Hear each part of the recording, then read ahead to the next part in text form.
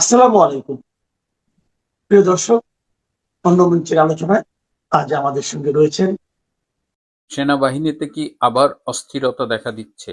ক্ষোভ দানা বেঁধে উঠছে। খবর পেলাম ক্যান্টনমেন্টে নাকি বিভিন্ন লিফলেট বিলি হচ্ছে। এই অস্থিরতার প্রেক্ষিতে বিদেশে বসে ডক্টর ইউনূস আবার নতুন করে কি ষড়যন্ত্র করছে? আজকে এই দুটি বিষয় নিয়েই আলোচনা করব। শেষ পর্যন্ত সাথে থাকবেন।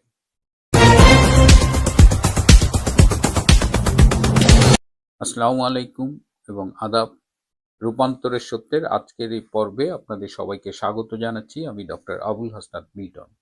আপনারা জানেন যে সেনাবাহিনীতে অস্থিরতা, ক্ষোভ এগুলো অনেকদিন ধরেই একটু একটু করে দানা বাঁধছে এবং এর মূল কারণ হলো যে সেনাবাহিনীতে প্রায় ২৪ জন মেধাবী সামরিক অফিসার যারা কারেন্টলি সার্ভিং এবং কয়েকজন অবসরপ্রাপ্ত তাদের বিরুদ্ধে অন্যায়ভাবে আইসিটিতে মামলা করা হয়েছে। যে মামলার না আছে ভিত্তি, না তা আইসিটিতে বিচার হবার মতো কিছু। এই নিয়ে যখন সেনাবাহিনীতে ক্ষোভ এবং ঠিক তখনই আমরা সম্প্রতি খেয়াল করেছি গত সোমবার এবং বুধবার রাতে দুজন সাবেক উচ্চপদস্থ সেনা কর্মকর্তা লেফটেন্যান্ট জেনারেল অবসরপ্রাপ্ত মাসুদ উদ্দিন চৌধুরী এবং লেফটেন্যান্ট জেনারেল অবসরপ্রাপ্ত শেখ মামুন খালেদকে গ্রেপ্তার করা হয়েছে। এই গ্রেপ্তারে আমি আগেও বলেছি যেহেতু তাদের অনেক ফলোয়ার রয়েছে এবং তাদের জাতীয় এবং ইন্টারন্যাশনাল অনেক কানেকশন আছে, তো ন্যাচারালি তাদের এই গ্রেপ্তারটা আহ, একটা নেগেটিভ ইম্প্যাক্ট ফেলেছে। এবং খবর পেলাম যে ক্যান্টনমেন্টে রাজনৈতিক উদ্দেশ্য হাসিলের লক্ষ্যে মেধাবী অফিসারদের হয়রানি বন্ধ করার দাবিতে লিফলেট বিলি করা হচ্ছে। কে বা কারা এই লিফলেটগুলো বিলি করেছে সেটি এখনো না জানা গেলেও বোঝাই যাচ্ছে সেনাবাহিনীর সেই ক্ষুব্ধ অংশটাই এই কাজটি করেছে, যারা এই আর্মি অফিসারদের এভাবে হ্যারাস করা অন্যায়ভাবে এবং টার্গেটেড বেছে বেছে মেধাবী কর্মকর্তাদেরই হ্যারাস করা হচ্ছে এবং তাদের বিরুদ্ধে যে অভিযোগ আনা হয়েছে সেগুলো সবই মিথ্যে, বানোয়াট এবং স্রেফ হয়রানি করার জন্য। ক্যান্টনমেন্টে যখন অস্থিরতা, যখন লিফলেট বিলি হচ্ছে, তখন আমরা জানি যে সদ্য বিদায়ী প্রধান উপদেষ্টা ডক্টর ইউনূস তিনি তার গার্লফ্রেন্ড লামিয়া মোর্শেদকে নিয়ে জাপান গিয়েছে। এবং জাপান তিনি যে কারণেই যাক, জাপানের একটা অন্যতম কারণ ছিল তিনি শিনজো আবে, জাপানের সাবেক প্রধানমন্ত্রী, তার স্ত্রী আকিয়ে আবের সাথে দেখা করেন। শিনজো আবের কথা আপনাদের মনে আছে, তিনি ২০২২ সালে ৮ই জুলাই নির্বাচনী প্রচারণাকালে গুলিবিদ্ধ হয়ে মারা যান এবং যে তাকে গুলি করে তাকে গ্রেপ্তার করা হয়েছে এবং সে বলেছে যে শিনজো আবের একটি ধর্মীয় গোষ্ঠীর সাথে সম্পৃক্ততা ছিল, এই জন্য গুলি করেছে। শিনজো আবে ২ দফায় জাপানের প্রধানমন্ত্রী ছিলেন, ২০০৬ সেপ্টেম্বর থেকে ২০০৭ সেপ্টেম্বর এবং ২০১২ থেকে ২০২০ সাল পর্যন্ত, এবং তিনি longest serving Japanese prime minister. এবং তার অ্যাবেনোমিক্স, তার অর্থনীতিতে যে ভূমিকা, তিনি জাপানের অর্থনীতিতে যে অবদান রেখেছিলেন সেজন্য তাকে শ্রদ্ধার সাথে স্মরণ করা হয় এবং তার স্ত্রীকে মানুষ ফার্স্ট লেডি হিসেবেই জানে। এই আকিয়ে আবের সাথে দেখা করে ডক্টর ইউনূস তার সেই রাষ্ট্রপতি হবার খায়েশ ব্যক্ত করেছেন। তিনি অনুরোধ করেছেন যে আকিয়ে আবে যেন বাংলাদেশের প্রধানমন্ত্রী তারেক রহমানকে ফোন করে অনুরোধ করেন যে ডক্টর ইউনূসকে যেন রাষ্ট্রপতি বানানো হয়। আকিয়ে আবে তারেক রহমানকে ফোন করেছিলেন এবং তারেক রহমান স্বভাবতই আকিয়ে আবের সাথে কথা বলেছেন, কিন্তু আকিয়ে আবেকে এক্স্যাক্টলি কি বলেছেন সেটি জানা যায়নি। বিএনপির সূত্রে যতটুকু জেনেছি যে ডক্টর ইউনূসকে রাষ্ট্রপতি বানানোর মতো ভুল কিংবা এ ধরনের কোনো ঝুঁকি নেবার ইচ্ছে বিএনপির নেই। বিএনপি খুব ক্লিয়ারলি বলেছে যে এই রাষ্ট্রপতি নির্বাচন নিয়ে আওয়ামী লীগ যে ভুলগুলো অতীতে করেছে তা থেকে শিক্ষা নিয়ে বিএনপি ওই পথে আর হাঁটবে না। বিএনপি খুব ভালো করেই জানে যে ডক্টর ইউনূসকে রাষ্ট্রপতি বানালে তাদের সরকারের অস্তিত্ব নিয়েও মাঝে মধ্যে টান পড়তে পারে, এবং এ কারণে বিএনপি বর্তমান যিনি রাষ্ট্রপতি রয়েছেন, যদিও তিনি আওয়ামী লীগ আমলের নির্বাচিত রাষ্ট্রপতি শাহাবুদ্দিন চুপ্পু, তাকেই তারা কিছুদিন কন্টিনিউ করবে, হয়তো 1 বছর চুপ্পুকে রেখে তারপর তারা তাদের নিজেদের পছন্দের কাউকে রাষ্ট্রপতি বানাবেন। That is the current plan. এবং যেহেতু বিএনপির 3-4 জন রাষ্ট্রপতি পদপ্রার্থী রয়েছেন, কিন্তু বিএনপি এই মুহূর্তে তাদের মধ্য থেকে কাউকে রাষ্ট্রপতি বানিয়ে বাকিদের কষ্ট দিতে চান না। তো এই অবস্থায় ডক্টর ইউনূস যে শুধু আকিয়ে আবেগে দিয়ে তারেক রহমানকে ফোন করেছেন তা না, আরো 2 জন প্রভাবশালী বিশ্বের 2 জন ফোন করেছিল তারেক রহমানকে, এবং ইউনূস চেষ্টা করে যাচ্ছে। ইউনূস এতটাই নির্লজ্জ, সে চেষ্টা করে যাচ্ছে যে করেই হোক তার রাষ্ট্রপতি হতে হবে। এদিকে ডক্টর ইউনূসের জাপান সফরের সময় তার সফর সঙ্গী লামিয়া মোর্শেদ, যিনি এসডিজির মুখ্য সমন্বয়ক ছিলেন, ইউনূস যাবার আগে এই লামিয়া মোর্শেদ, ঢাকা বিশ্ববিদ্যালয়ের সাবেক ভিসি ডক্টর নিয়াজ আহমেদ এবং আরেকজন সাবেক সচিব সেলিম উদ্দিন, 3 জনকে রাষ্ট্রদূত বানানোর প্রক্রিয়া শুরু করে গিয়েছিলেন। কিন্তু বর্তমানে তারেক রহমানের সরকার এই 3 জনের রাষ্ট্রদূত হবার প্রক্রিয়াটাকে বাতিল করে দেন। এছাড়াও আরো 5টি দেশ থেকে রাষ্ট্রদূতদের বাংলাদেশে ফিরিয়ে আনা হচ্ছে, অর্থাৎ ইউনূসের কুফা লেগেই গেছে। যখন এই রাষ্ট্রদূতদের ফিরিয়ে আনা হচ্ছে কিংবা লামিয়া, নিয়াজ আহমেদের, সেলিম উদ্দিনের মতো লোকেরা নতুন করে রাষ্ট্রদূত হতে পারছেন না, তখন আরো একটি দুঃসংবাদ বাংলাদেশে রয়েছে যে বাংলাদেশে এখন শিশুদের টিকা দেওয়ার যে প্রোগ্রামটা ছিল, যে ইপিআই প্রোগ্রাম, যেটা পৃথিবীর মধ্যে one of the successful programs, এই ইপিআই ইমিউনাইজেশন রিলেটেড, বাংলাদেশে সেই টিকাদান কর্মসূচি ঝুঁকির মুখে পড়েছে এবং এই মার্চ মাসে 21 জন শিশু হামে আক্রান্ত হয়ে মারা গেছে। এবং এই টিকাদানের টিকা সাপ্লাই যেমন একদিকে সমস্যা, সময় মতো টিকা সরবরাহ করা যাচ্ছে না, আর একদিকে হলো এই টিকার বিরুদ্ধে এক শ্রেণীর ধর্মীয় মোল্লারা সোচ্চার হয়েছে। সুতরাং এটি বর্তমানে জনস্বাস্থ্যের প্রতি হুমকি হিসেবে দেখা দিয়েছে। এর পাশাপাশি নানান রকমের খবর আমরা পাচ্ছি, তার মধ্যে একটা উল্লেখযোগ্য হলো যে সাবেক ছাত্র সমন্বয়ক, যেসব তরুণী ছাত্রী সমন্বয়ক ছিল, তাদের একের পর এক সেক্স স্ক্যান্ডাল ছড়িয়ে পড়ছে, তাদের ভিডিও একের পর এক ইন্টারনেটে ছড়িয়ে পড়ছে। এর বাইরেও বাংলাদেশে এখন নানা রকমের অস্থিরতা চলছে। আমি প্রতিদিনই বলার চেষ্টা করছি যে তারেক রহমানের বাংলাদেশ ঠিকমতো চলছে না। বাংলাদেশের সেই মেটিকুলাস অভ্যুত্থান, সেই তথাকথিত জঙ্গি উত্থানের পর আমি একটা বিষয় অনেকবার বিভিন্নভাবে বলার চেষ্টা করেছি, বাংলাদেশ আওয়ামী লীগ বেঁচে গেছে। অনেকে বলতে পারেন কিভাবে বেঁচে গেল? বেঁচে গেছে ঠিক এ কারণে, যদি আওয়ামী লীগ মার্কিন যুক্তরাষ্ট্রের কাছে দেশের স্বাধীনতা, সার্বভৌমত্ব বিকিয়ে দিয়ে ক্ষমতায় থাকবার চেষ্টা করত, তবে বঙ্গবন্ধু কন্যা শেখ হাসিনা দীর্ঘমেয়াদে ক্ষমতায় থাকতে পারতেন।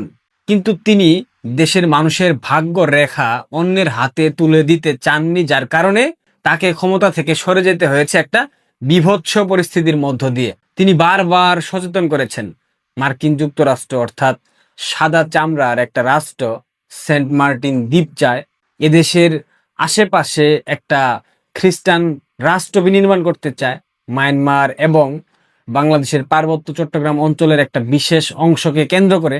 এ কথাগুলা একটা সময় হাসি তামাশার স্বরে অনেকে উড়িয়ে দিয়েছেন, যদিও আমরা উড়াইনি, অনেকে উড়িয়ে দিয়েছেন বাংলাদেশের গণমাধ্যম কর্মী, বুদ্ধিজীবী, সুশীল, বিভিন্ন শ্রেণী পেশার মানুষ।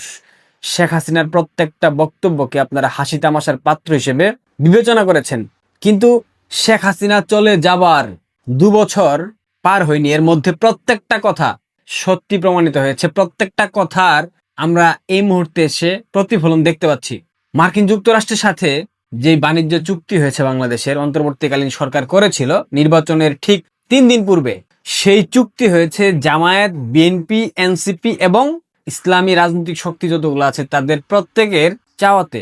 এটার সমঝোতা করেছে ডক্টর ইউনূস এবং তার প্রধানতম দালাল রজার খলিল। অনেকেই বলে থাকেন রজার খলিল অর্থাৎ খলিলুর রহমান যে পররাষ্ট্রমন্ত্রী, সে ডিপ স্টেটের লোক, অনেকেই বলেন বিএনপির লোক, অনেকেই বলেন ইউনূসের লোক, অনেকেই বলেন জামাতের লোক। তবে আলটিমেটলি খলিলুর রহমান মার্কিন নাগরিক এবং সে মার্কিন যুক্তরাষ্ট্রের পারপাস সার্ভ করবে, যেটা এখনো করে যাচ্ছে। নির্বাচনের ঠিক 3 দিন পূর্বে বাংলাদেশের স্বাধীনতা সার্বভৌমত্ব বিকিয়ে দিয়ে ক্ষমতার মসনদে অধিষ্ঠিত হয়েছেন আমাদের বর্তমান প্রধানমন্ত্রী জনাব তারেক রহমান। সুতরাং এই ক্ষেত্রে একটা কথা তো আমরা ভেবে নিতে পারি, মার্কিন যুক্তরাষ্ট্রের সাথে বিএনপির একটা সুসম্পর্ক আছে। মার্কিন যুক্তরাষ্ট্র বিএনপিকে চেয়েছে বিধায় বিএনপি ক্ষমতায় আসছে। এইটা তো লজিক, মানে সিম্পলি এটা আমরা বলতে পারি। যদি তাই হয়, মার্কিনীদের সাথে যদি বর্তমান প্রধানমন্ত্রী কিংবা বর্তমান সরকারের সুসম্পর্ক থাকে, তবে কেন মার্কিন যুক্তরাষ্ট্র গতকাল বাংলাদেশিদের জন্য সকল ধরনের ভিসা বন্ধ করে দিয়েছে? Tourist visa, business visa, student visa, সবকিছু। মানে বাংলাদেশি পাসপোর্ট দিয়ে মার্কিন যুক্তরাষ্ট্রের ভিসার অ্যাপ্লাই আপনি করতে পারবেন না। তবে কি এটাই তারেক বসন্ত? তবে কি ভেবে নেব এটাই তারেক রহমানের নয়া বন্দোবস্ত? তবে কি ভেবে নেব এটাই সবার আগে বাংলাদেশ? ভেবে নিব কি নিব না সেটা বিষয় না, তবে ভাবতে বাধ্য হচ্ছি, কারণ তারেক রহমান তিনি যে ইন্টারমিডিয়েট পাস, তার সেই সক্ষমতার প্রতিফলন আমরা প্রত্যেকটা ঘটনার মধ্যে দেখতে পাচ্ছি। আজ মার্চ মাসের 24 তারিখ, মার্চের 7 তারিখে নিউজ হয়েছিল বাংলাদেশে 1 মাসের পেট্রোল, অকটেন, ডিজেল মজুদ আছে। তাহলে গতকাল সারা দেশের পেট্রোল পাম্প বন্ধের উপক্রম হলো কেন? 200 টাকার তেলের জন্য 20 কিলোমিটার ঘুরেছে অসংখ্য বাইকার, তারা তেল কিনতে পারেননি। তার মানে মার্চের 7 তারিখ যদি সংবাদ প্রকাশ হয়ে থাকে, 24 তারিখ তেল শেষ। কতদিন? 20 বা 20-এর কম। তাহলে 1 মাসের তেল যে মজুদ ছিল এটা কোথায় গেল? বাণিজ্য মন্ত্রী বলতেছে তেলের পর্যাপ্ত মজুদ আছে, সড়ক পরিবহন মন্ত্রী বলতেছে তেলের মজুদ আছে, মুক্তিযুদ্ধ মন্ত্রী বলতেছে তেলের মজুদ আছে। তাহলে 1 মাসের তেল কোথায় গেল? কোথায় গেল এটা বুঝবার জন্য রকেট সায়েন্টিস্ট হইতে হবে না। 17 বছর না খেয়েছিল, 17 বছর না খেয়েছিল এই ধরনের কথা বলেছে, কিন্তু 17 বছর ঠিকভাবে ব্যবসা বাণিজ্য প্রতিষ্ঠান সবকিছু পরিচালনা করেছে আওয়ামী লীগের সেই বদমাস, যারা এই সুবিধাবাদী শ্রেণীকে অর্থাৎ বিএনপির এই নেতাকর্মীদেরকে অর্থের বিনিময়ে সকল ধরনের ব্যবসা প্রতিষ্ঠান চালানোর জন্য বন্দোবস্ত করে দিয়েছিল।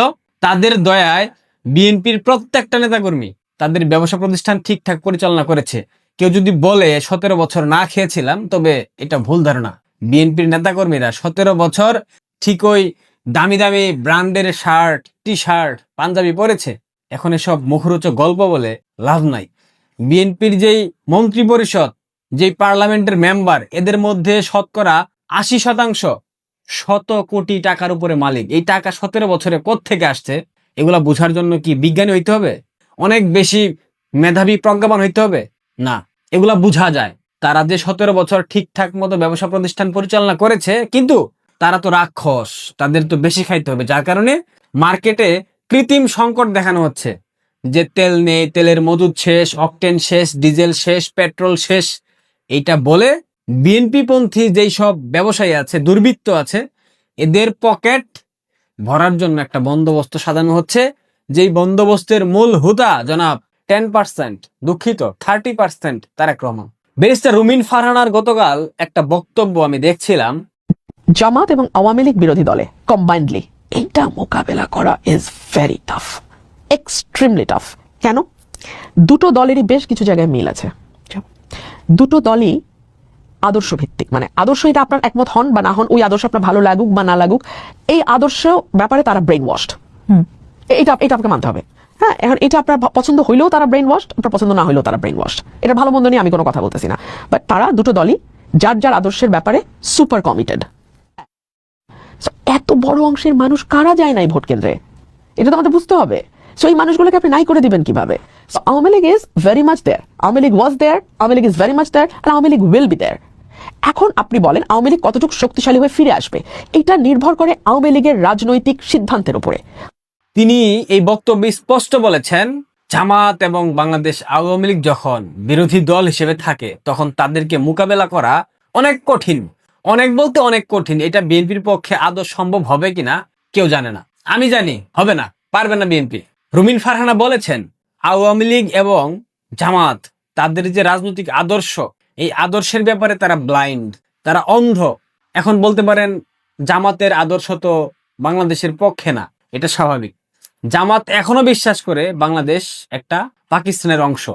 জামাত এখনো বিশ্বাস করে 1971-এর মহান মুক্তিযুদ্ধ হয়েছিল, এটা একটা ভারতের ষড়যন্ত্র ছিল। জামাত এখনো মোহাম্মদ আলী জিন্নাহকে তাদের জাতির পিতা হিসেবে মনে করে, ধারণ করে। বাংলাদেশের স্বাধীনতা এবং সার্বভৌমত্বকে জামাত এখনো বিশ্বাস করে না। জামাত এখনো বাংলাদেশের জাতীয় সঙ্গীত, জাতীয় পতাকা, মানচিত্র কোনো কিছুকে ধারণ করে না, বিশ্বাস করে না। সুতরাং জামাত তাদের যে প্রতিষ্ঠাকালীন আদর্শ, তারা মুক্তিযুদ্ধের বিরোধী শক্তি, তারা পাকিস্তানপন্থী দল, এই আদর্শিক জায়গা তারা এখনো অটুট রেখেছে।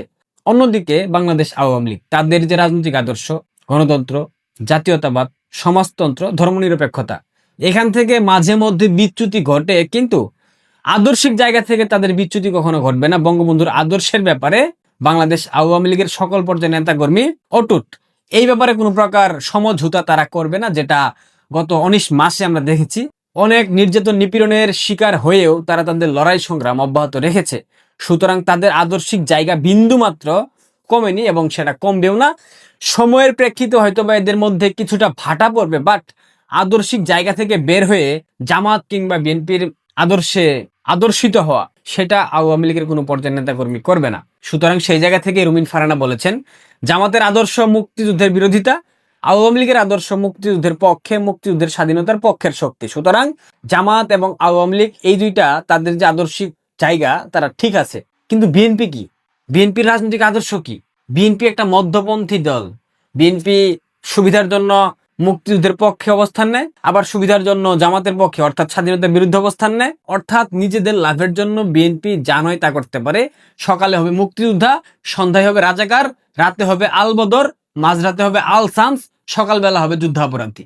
এইটা বিএনপির রাজনৈতিক আদর্শ। সুতরাং রুমিন ফারহানা এই কথা বলার মধ্য দিয়ে কিন্তু একদিকে তারেক রহমান কিংবা বিএনপিকে বাটপার কিংবা ভণ্ড হিসেবে আখ্যা দিয়েছেন। তার কথার মধ্যে বোঝা যায় তিনি সরাসরি যদিও বলেননি, বিএনপি একটা মধ্যপন্থী, সুবিধাবাদী, একটা বাটপার ভণ্ডদের সংগঠন, যেটা গত 18 মাসে আমরা প্রমাণ পেয়েছি। যদি তাই না হতো, তবে শুধুমাত্র রাষ্ট্র ক্ষমতায় আসবার জন্য দেশের স্বাধীনতা সার্বভৌমত্ব বিকিয়ে দিত না। তারা রাষ্ট্র ক্ষমতায় আসবার জন্য মার্কিনীদের সাথে দেশ বিরোধী বাণিজ্যিক চুক্তি করত না। এখন শ্যামা ওবায়েদ পররাষ্ট্র প্রতিমন্ত্রী, তিনি বলতেছেন মার্কিনীদের সাথে চুক্তি যথাসম্ভব দ্রুত বাস্তবায়ন করা হবে। কি চমৎকার! বাংলাদেশের মানুষ, আপনারা কি এখনো বুঝতে পারছেন না আপনাদের উপর দিয়ে কি যেতে পারে? বিএনপির মতো বাটপার সংগঠন বাংলাদেশের রাজনীতিকে কুলসিত করেছে, বাংলাদেশের রাজনৈতিক পরিবেশকে নষ্ট করেছে। এখানে বিএনপির বদৌলতে যদি জামাত থাকতো, তারা মুক্তিযুদ্ধের বিরোধী শক্তি, বাংলাদেশের মানুষ তাদেরকে যদি পছন্দ করতো তবে ভোট দিত। আর আওয়ামী লীগ তো গণমানুষের দল, জনমানুষের দল, স্বাধীনতার পক্ষের শক্তি। সুতরাং বিএনপি একটা সময় বিলীন হবে, ভেঙে যাবে, কয়েকটা খণ্ড বিখণ্ড হবে। কারণ বিএনপির ভাঙন চোখের সামনে আমি দেখতে পাচ্ছি। এই বিএনপি আর 2 মাস পর চোখে অন্ধকার দেখবে, চোখে সর্ষে ফুল দেখবে। এই তেল এবং জ্বালানি সংকট, এখান থেকে উত্তরণ করার পথ বিএনপি কখনো খুঁজে বের করতে পারবে না। সুতরাং বুঝতেই পারছেন কি হবে। ভালো থাকবেন, পারলে শেয়ার করবেন।